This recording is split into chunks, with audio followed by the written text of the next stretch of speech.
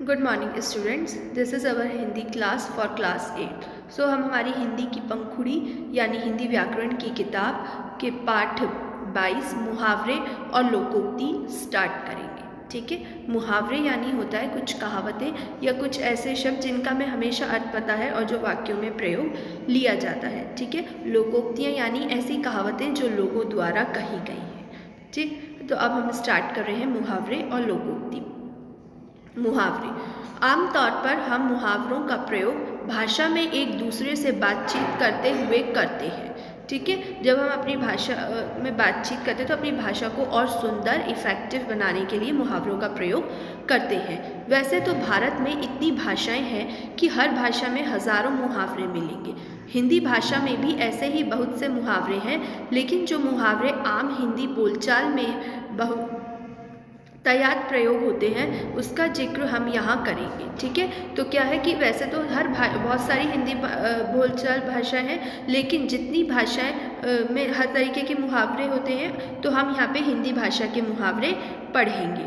वह वाक्यांश जो अपना सामान्य शाब्दिक अर्थ न देकर विशिष्ट अर्थ दर्शाता है मुहावरा कहलाता है। ठीक है, तो मुहावरे क्या होते हैं कि वह वाक्यांश यानी वह वाक्य के कुछ शब्द जो कोई विशेष अर्थ देता है। ठीक है, जैसे अब हम नीचे दिए गए कुछ मुहावरे पढ़ेंगे। आस्तीन का सांप। आस्तीन का सांप का मतलब क्या होता है? अर्थ हम देखेंगे धोखा देने वाला। अब हम देखें वैसे तो आस्तीन तो बाजू को बोलते हैं और सांप यानी एक जानवर, लेकिन इसका प्रयोग इस अर्थ से कोई मिलता जुलता नहीं है, यानी कि इन शब्दों को मिला के कुछ अलग नया ही अर्थ निकलता है। आस्तीन का सांप, धोखा देने वाला साथी यानी जो विश्वसनीय नहीं होता। ठीक है, इसका वाक्य में प्रयोग किस प्रकार कर सकते हैं?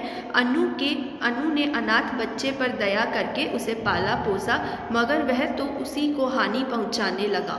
वह तो सचमुच आस्तीन का सांप निकला। ठीक है, तो इस तरीके से इस वाक्य में इस मुहावरे का प्रयोग लिया गया है। हम इसमें अपनी तरफ से वाक्य भी बना सकते हैं, है ना। जैसे रमेश का मित्र सुरेश तो उसी के लिए आस्तीन का सांप बन गया। आग बबूला होना। आग बबूला होना यानी गुस्सा होना या बहुत क्रोधित होना। इसका वाक्य में किस प्रकार प्रयोग करेंगे? बेटे को चोरी करते देख पिताजी आग बबूला हो गए, है ना। तो इन सब का हम अपने अपने वाक्य भी बना सकते हैं। अपनी ढफली अपना राग। इसका क्या अर्थ होगा? अपनी ही बात कहते करना, मतलब अपनी ही कहना। महिला अधिकारों पर हुई सभा में कोई निर्णय ना हो सका, क्योंकि सभी महिलाएं अपनी ढपली अपना राग करती रहीं। ठीक है, फोर्थ हम देखेंगे उल्लू बनाना। उल्लू बनाना यानी किसी को मूर्ख बनाना। इसका वाक्य में क्या प्रयोग कर सकते हैं? अभिनव अंधे भिखारी को दान में खोटा सिक्का देकर उसे उल्लू बनाकर चला गया। उंगली पर नचाना यानी वश में कर लेना। इसका कैसे वाक्य में प्रयोग करेंगे हम? आजकल लोग बहुत होशियार हो गए हैं, उन्हें उंगली पर नचाना इतना आसान नहीं है। हाँ, तो हमने इसमें अभी तक 5 मुहावरे देखे थे। आगे हम देखेंगे गुड़ गोबर करना। गुड़ गोबर करने का हम क्या देखेंगे? गुड़ गोबर करना यानी बना बनाया काम बिगाड़ देना। तो इसका वाक्य में किस तरीके से प्रयोग कर सकते हैं? हमारा काम करने के लिए वह मान चुका था, मगर तुम्हारे क्रोध ने सब गुड़ गोबर कर दिया।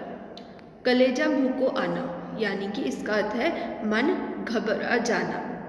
इसका हम वाक्य में किस प्रकार प्रयोग कर सकते हैं कि बच्चे को बुखार में देखकर माँ का कलेजा मुंह को आ गया।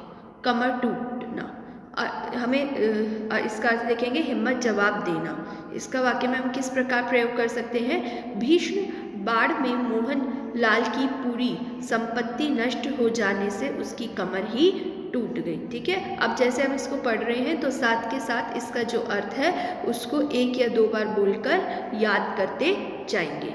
काम तमाम करना। काम तमाम करना यानी कि मार देना। ठीक है, वापस दोहराएंगे। काम तमाम करना मतलब कि मार देना। इसका हम वाक्य में क्या प्रयोग कर सकते हैं? पुलिस ने समय पर कार्यवाही कर आतंकवाद का काम तमाम कर दिया।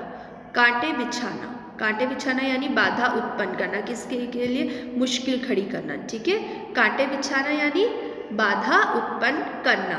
जो व्यक्ति दूसरे की सफलता की राह में कांटे बिछाता है वह खुद पीछे रह जाता है ना। तो हमने यहाँ पे इसका अर्थ देखा। इस तरीके से हम इन सबके अर्थ देखेंगे। अब हम नेक्स्ट करने से पहले इन 10 का अर्थ एक बार फिर से रिवाइज करेंगे ताकि हमें साथ के साथ याद हो जाए। आस्तीन का सांप यानी धोखा देने वाला साथी। आग बबूला होना, बहुत क्रोधित होना, अपनी ढफली अपना राग यानी कि अपनी ही बात कहते रहना, उल्लू बनाना, मूर्ख बनाना यानी कि उंगली पर नचाना, वश में कर लेना, गुड़ गोबर करना यानी कि बना बनाया काम बिगाड़ देना, कलेजा मुंह को आना, मन घबरा जाना, कमर टूटना, हिम्मत जवाब देना, काम तमाम करना यानी कि मार देना, और कांटे बिछाना यानी कि बाधा उत्पन्न करना। ठीक है, अब हम यहाँ पे आगे के मुहावरे देखेंगे। ठीक है, गागर में सागर भरना यानी कि थोड़े में बहुत कह देना। ठीक है, थोड़े से शब्दों में बहुत बड़ी बात कह देना यानी कि। वाक्य में इसका प्रयोग महान कवि कबीर दास के दोहे गागर में सागर भरने की महत्वपूर्ण विशेषता लिए हुए होते हैं। ठीक है, तो हमने यहाँ पे इसका अर्थ देखा, गागर में सागर भरना यानी कि थोड़े में बहुत कह देना। आगे हम देखेंगे हमारा 12th, घोड़े बेचकर सोना यानी निश्चित होकर सोना। वाक्य में प्रयोग इसका, पुत्री को विदा कर माता पिता घोड़े बेचकर सो रहे थे क्योंकि वे जीवन का बहुत बड़ा उत्तरदायित्व जो निभा चुके थे। हम 13वां देखेंगे, चैन की बंसी बजाना यानी कि आनंद मग्न रहना। चैन की बंसी बजाना यानी कि आनंद मग्न रहना। ठीक है, अपने आनंद में मग्न रहना यानी कि मज़े में रहना।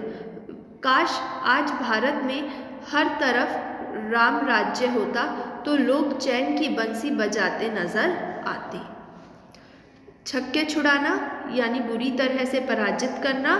तो इस हम क्या कह सकते हैं वाक्य में प्रयोग, कारगिल युद्ध में भारतीय सेना ने पाकिस्तानी सेना के छक्के छुड़ा दिए। ठीक है, तो जमीन पर पैर ना पड़ना यानी अहंकार होना, घमंडी होना। ठीक है, जमीन पर पैर ना पड़ना का अर्थ अहंकार होना। वाक्य में प्रयोग देखेंगे हम इसका, जब से बेटा अफसर बना है सीमा के तो पैर ही जमीन पर नहीं पड़ते।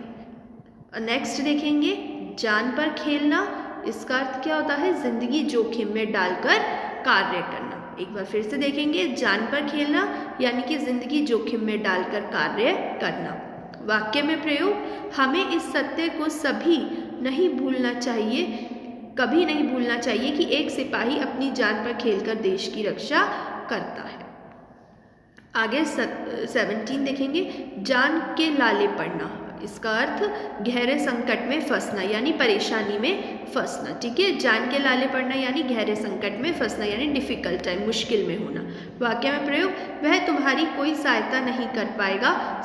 जब से उसने नया व्यापार शुरू किया है तब से तो उसके जान के लाले पड़ गए हैं। ठीक है, अब हम नेक्स्ट देखेंगे 18, जले पर नमक छिड़कना यानी कि दुखी को और अत्यधिक दुखी करना यानी किसी के दुख को बार बार दोहरा के उसको परेशान करना।